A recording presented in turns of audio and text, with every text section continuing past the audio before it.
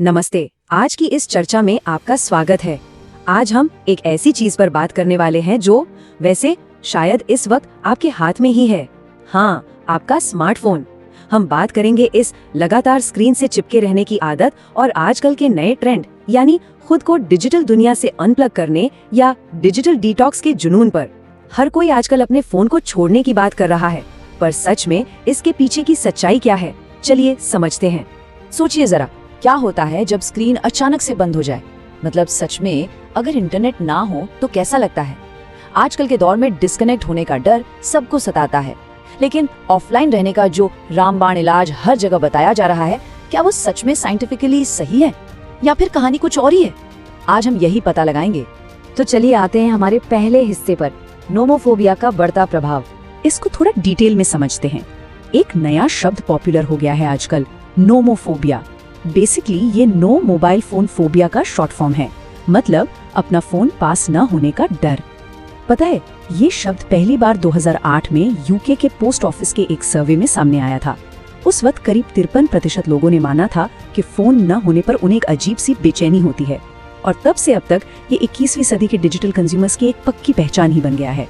और अगर नए आंकड़े देखें ना, तो सच में हैरान करने वाले हैं। सिक्योर एनवॉय के एक सर्वे ने बताया कि आजकल लगभग 77%, जी हाँ 77% टीनेजर्स ये मानते हैं कि जब उन्हें उनके फोन से दूर किया जाता है तो उन्हें लिटरली घबराहट होती है। ये फिगर्स साफ दिखाते हैं कि नई पीढ़ी के लिए ये डिवाइसेस कितने डीपली कनेक्टेड हैं। ये अब सिर्फ एक आदत नहीं रही, एक बहुत गहरी जरूरत बन चुकी है। और ध्यान दीजिए, ये डर सिर्फ दिमाग तक सीमित नहीं है, बिल्कुल नहीं।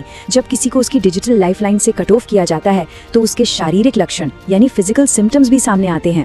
कपकपाना, पसीना आना, एक अजीब सी बेचैनी और यहाँ तक कि दिल की धड़कन तेज होना, जिसे टैकीकार्डिया कहते हैं। ये बिल्कुल वैसा ही महसूस हो सकता है जैसे अचानक से कोई पैनिक अटैक आ गया हो। सच में काफी सीरियस बात है। अब बढ़ते हैं इस चर्चा के दूसरे हिस्से पर। आखिर ये डिजिटल डिटॉक्स है क्या? इस परेशानी से बचने के लिए एक नया ट्रेंड चल पड़ा है, डिजिटल डिटॉक्स। इसका सीधा सा मतलब है एक ऐसा वक्त तय करना जब हम अपने फोन, सोशल मीडिया या किसी भी इलेक्ट्रॉनिक डिवाइस का इस्तेमाल पूरी तरह बंद कर दें या कम से कम कर दें। सुनने में तो ये बहुत आकर्षक लगता है ना? बोरियत कम होगी, स्ट्रेस घटेगा और लाइफ में सेटिस्फैक्शन बढ़ेगा। सबको लगता है कि कुछ दिन फोन छोड़ देंगे तो लाइफ बिल्कुल सॉर्टेड हो जाएगी। और हाँ, कुछ लोगों के लिए ये वाकई काम करता है। जैसे कैसेंड्रा की ही कहानी ले लीजिए। जब उन्होंने सोशल मीडिया से ब्रेक लिया तो उन्हें एहसास हुआ कि दिन में कितना सारा वक्त बचा हुआ था। उन्होंने गार्डनिंग और वॉइस लेसन्स जैसे नए शौक शुरू किए जो वो हमेशा से करना चाहती थी। ये अनुभव दिखाता है कि स्क्रीन से दूर रहना कितना लिबरेटिंग और कॉन्फिडेंस बढ़ाने वाला हो सकता है। लेकिन ठहरिए, इसका एक दूसरा थोड़ा डार्क पहलू भी है। बेकी का एक्सपीरियंस इसके बिल्कुल उलट था। उन्होंने अकेले एक क्रूज पर जाने का फैसला किया और पूरी तरह से अपना डिजिटल कनेक्शन कट कर दिया। पर नतीजा क्या हुआ? उन्हें लगने लगा कि वो सबसे कट चुकी हैं और अकेलेपन का एहसास बहुत ज्यादा भारी पड़ गया। इसे हम फोमो कहते हैं, फियर ऑफ मिसिंग आउट। जब आप पूरी तरह से डिस्कनेक्ट हो जाते हैं तो अकेलेपन की फीलिंग और भी ज्यादा स्ट्रॉन्ग हो सकती है। तो असली सच्चाई क्या है? आते हैं तीसरे हिस्से की तरफ, अनप्लग करने का विज्ञान। चलिए सीधे एम्पेरिकल डेटा और साइंस पर चलते हैं। एक बड़ी फैसिनेटिंग स्टडी हुई थी लफबुरा यूनिवर्सिटी में, जहां लोगों को पूरे एक दिन के लिए अपने स्मार्टफोन सरेंडर करने पड़े। उनके मूड, उनकी चिंता और फोन यूज करने की क्रेविंग को अलग अलग टाइम पर मापा गया। फोन छोड़ने से पहले, उसके दौरान और उसके बाद। एकदम सॉलिड एक्सपेरिमेंट था ये। अब जो सच में दिलचस्प बात है वो ये है कि इस एक्सपेरिमेंट का नतीजा उम्मीद से बिल्कुल अलग था।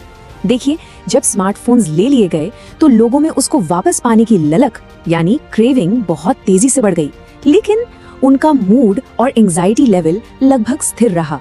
उसमें कोई बड़ा बदलाव नहीं आया।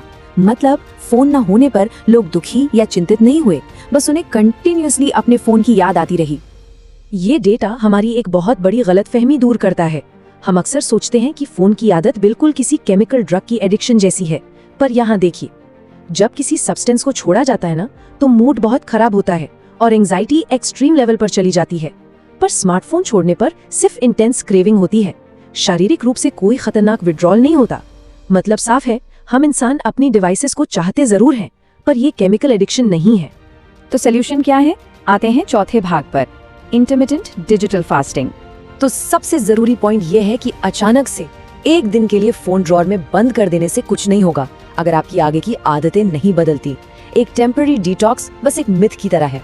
एक दिन डिटॉक्स किया और अगले दिन से वैसे ही वापस स्क्रॉल करना शुरू कर दिया तो कोई परमानेंट फायदा नहीं होने वाला। असली असर तब होता है जब बुनियादी आदतें लगातार बदली जाए। हम ना हमेशा सोशल मीडिया के एल्गोरिदम या नोटिफिकेशंस को कोसते हैं कि इनकी वजह से हमारा ध्यान भटकता है, पर न्यूरो साइंटिस्ट नेजरात कैस्टेलानोस ने एक कमाल की बात बताई है। जरा इस बात पर गौर कीजिए। 80%, जी हाँ 80% डिस्ट्रैक्शंस बाहर से नहीं बल्कि हमारे अंदर से ही आते हैं। वो नई इन्फॉर्मेशन पाने की तलब या बस थोड़ा सा अकेलापन महसूस हुआ और हमने बिना किसी नोटिफिकेशन के खुद ही फोन उठा लिया। और ये बात बहुत ही शानदार तरीके से दिखाती है कि हम कितनी देर फोन देखते हैं। इससे कहीं ज्यादा जरूरी ये है कि हम कब देखते हैं। उदाहरण के लिए रात को सोने से ठीक पहले सिर्फ 15 मिनट फोन चलाना भी मेलेटोनिन हार्मोन को ब्लॉक कर देता है और आपकी पूरी नींद खराब कर देता है। वहीं दूसरी तरफ दोपहर में एक पूरा घंटा डिजिटल स्क्रीन देखना सेहत के लिए उतना नुकसानदायक नहीं है। तो ड्यूरेशन नहीं, टाइमिंग का खेल है। अब चलते हैं 5वें और सबसे अहम हिस्से पर, सुरक्षित तरीके से डिस्कनेक्ट कैसे करें। चलिए आगे बढ़ते हैं और देखते हैं कि ये आगे कैसे जुड़ता है ताकि हम सेफली डिस्कनेक्ट कर सके। पूरी तरह आइसोलेट होने की जरूरत बिल्कुल नहीं है। कदम 1, अपने सबसे ज्यादा यूज होने वाले ऐप्स पर टाइमर लगा लीजिए। कदम 2, जब खाना खा रहे हो तो फोन को खुद से दूर किसी दूसरे कमरे में रख दें। और कदम 3, फोन वाले अलार्म को हटाकर एक पुरानी स्टाइल वाली फिजिकल घड़ी यूज करें ताकि सुबह आंख खुलते ही सबसे पहले फोन आपके हाथ में ना आए। जाहिर है जब आप टेक्नोलॉजी से ब्रेक लेंगे तो थोड़ा अकेलेपन का सामना करना पड़ेगा, पर इसको हैंडल करने के कारगर तरीके हैं। कोई नई फिजिकल हॉबी अपना लीजिए, दोस्तों से ऑनलाइन नहीं बल्कि रियल लाइफ में मिलने का प्लान बनाएं और एक मजबूत रियल लाइफ सपोर्ट सिस्टम तैयार करें। और सबसे जरूरी बात, किसी एक स्ट्रिक्ट रूल को कॉपी करने के बजाय अपना खुद का एक पर्सनलाइज्ड अप्रोच चुनें जो आपके लाइफस्टाइल के हिसाब से ठीक बैठे।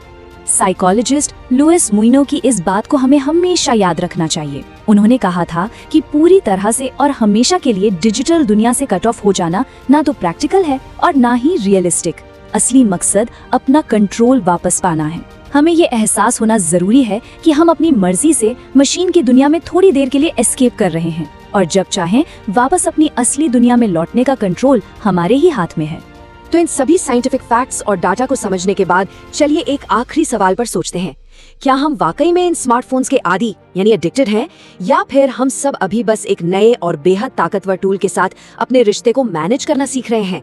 आज ही अपनी रोजमर्रा की डिजिटल आदतों पर थोड़ा गौर कीजिए और सोचिए कि आपके हाथ में जो स्क्रीन है उसका असली रिमोट कंट्रोल किसके पास है, आपके पास या उस ऐप के पास? इस बारे में जरूर विचार कीजिए। आज की चर्चा में हमारे साथ जुड़ने के लिए शुक्रिया।